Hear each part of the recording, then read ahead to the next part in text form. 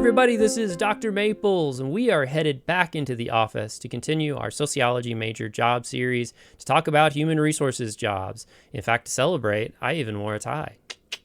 Now, with human resources, this includes all sorts of positions that include things like hiring, firing, working through employee complaints. It includes inclusivity, jobs to make sure that we have a diverse workforce, and more. The kinds of skills that we're going to need, though, are very relevant to the sociology job major. So what I want to do, as we do with all of the jobs in this series, so we're going to go step by step through your major, through your gen eds, through your minors, through things that you might want to work on outside of the classroom, and even things that you can put in your cover letter to make sure that you are prepared and a great candidate for these jobs. We got a lot to do today, so let's get started. Now, first things first, we always want to talk about the 5 required courses in the sociology major and how they fit into a human resources job. When you're in your intro class, you're always just learning basic ideas, but this is a great opportunity for you to learn about really big ideas that are relevant to that job. Things like sex and gender, things like age, thinking about even how we age in our society. That's a common chapter in an intro textbook. Thinking about race and ethnicity, stratification. These are all ideas that are very relevant to the labor market. You probably won't talk a lot about the labor market, so we'll need to supplement that a little later. In fact, your social statistics or quantitative research class gives you a great chance to start doing that. You could think about some labor-related data, but you also want to think about demographic data. Now, demographics includes things like measuring age, sex, gender, race, ethnicity, income, all sorts of other stuff. You want to think about how those trend datas work and how they maybe relate to our society. This is also a good place, too, that you might be able to see how people experience our society and the labor market very differently based on things like race, sex, gender, and more. With your methods class, you get a chance to celebrate these things an extra step. Focus on exploring demographics in your data. Do some papers on that. If you can, try to focus on learning Likert scales, Likert items particularly that you would use in a survey, things like strongly agree, strongly disagree with a statement. Being able to build a survey that will measure those kind of emotions might actually be really important for when you are in a position and you need to work with employees who are maybe making complaints or just are unhappy about their experiences and more. The theory class is probably an unexpected one, but this is actually a great one for human resources. This is a great chance for you to focus on scholars that have done theoretical ideas on gender. Feminist scholars are a particularly great one that you can get in a theory class. And even focusing a lot on scholars that talk about race. This is a great chance to understand, again, how people experience our society very differently based on these categories. When you get to your senior seminar, this is also a great opportunity to kind of put it all together. And this is, again, a great spot to pick up that labor loop that you need to include, maybe talking about how our labor experiences, shape our lives and how we think about society. I especially feel like with Gen Z, that's a great example because your experience with the labor market is turning out to be very different than what a lot of other people before me have seen. As a Gen Xer, I can certainly sympathize with your experiences, which is why I do these videos. But anyways, use your senior paper as a chance to talk about your interest in labor. You could also too talk about some labor-related data about labor inequality and how that shapes our experiences. Intersectionality would be an excellent topic to bring up here, thinking about how all these different variables, link to shape our experiences. But these are all things that you can do in your main classes. Now, of course, your sociology degree has a lot of other classes, and let's talk about those electives. For anyone going into human resources, when I advise them, first off, I encourage taking a course in demography because it gives you a background, again, on how demographers measure things like sex and age and birth and death. And that gives you a sense of how you might be measuring things in the office. Taking a course on stratification and inequality helps you understand how resources shapes our experiences.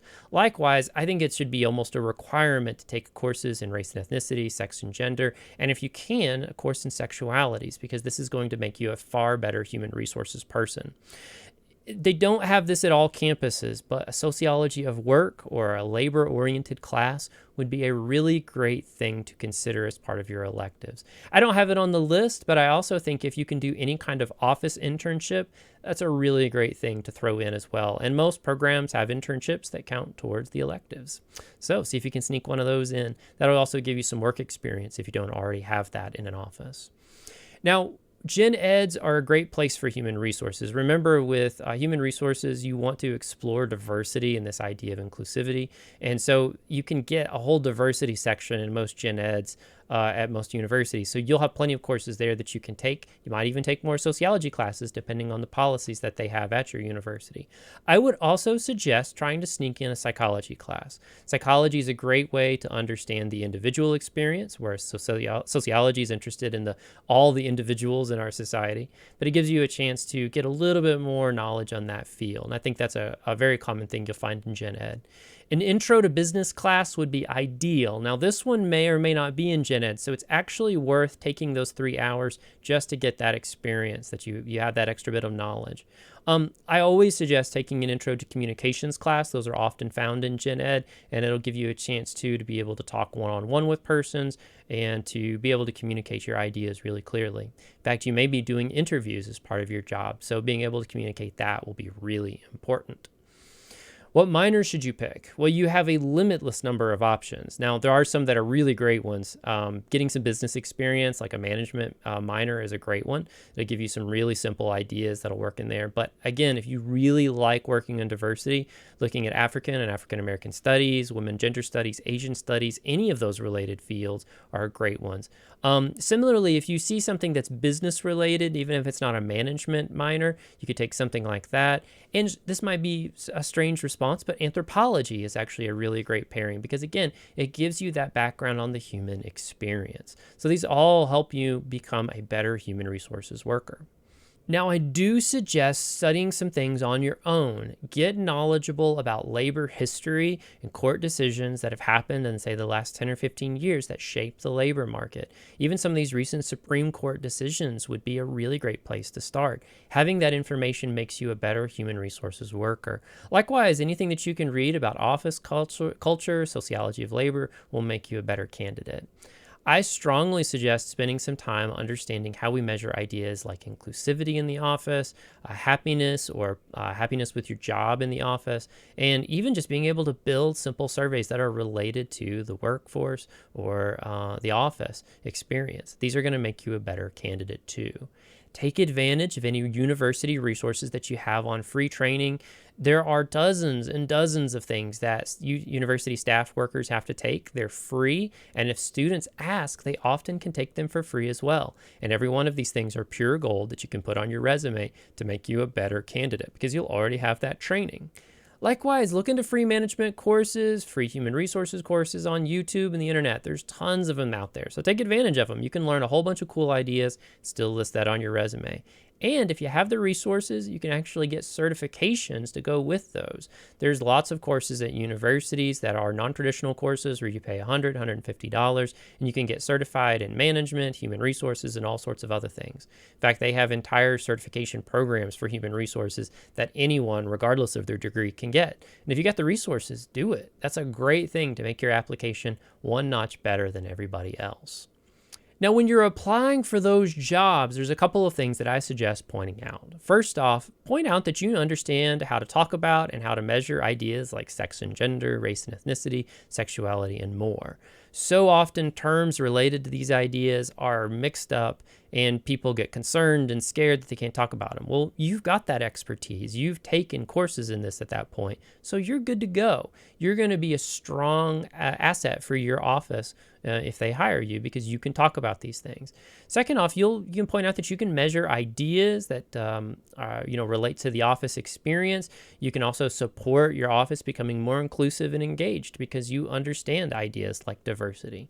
And you can help study that to see to what degree your office really is all that diverse. And how supportive others might be of that. I think that's a really valuable asset. You can also point out, too, that your degree helps you understand our experiences and how those shape the office culture. And you could even point out, too, that your research can help sort of make the office culture more supportive for everyone and more effective and more efficient. Finally, you can point out, too, that you can use your knowledge, that it's not just book knowledge. It's stuff that you're ready to use when you hit the ground there to help out things like diversity and issues with employees and all sorts of other stuff in the job office. All right, that wraps things up for our conversations about human resources. In the end, as a sociology major, you have a ton of skills that are relevant to human resources. And more importantly, you're going to have expertise that, say, a business student will never get. More importantly, you'll have plenty of chances to gain more skills through minors, gen eds, and even just studying more outside the classroom. In short, you got this. Apply for that job. You're going to get it. Would love to hear about your experiences on the job market. Feel free to post those comments below. Likewise, I appreciate if you can like and subscribe to this channel. That helps support me doing more videos. And I look forward to seeing your comments so I can chat with you about that. If there's another job that you'd like me to cover, I'll be happy to talk about it. Just point that out in the comments as well. All right, if you need anything, you know where to find me. Otherwise, I look forward to talking to you next time. I'll see you later.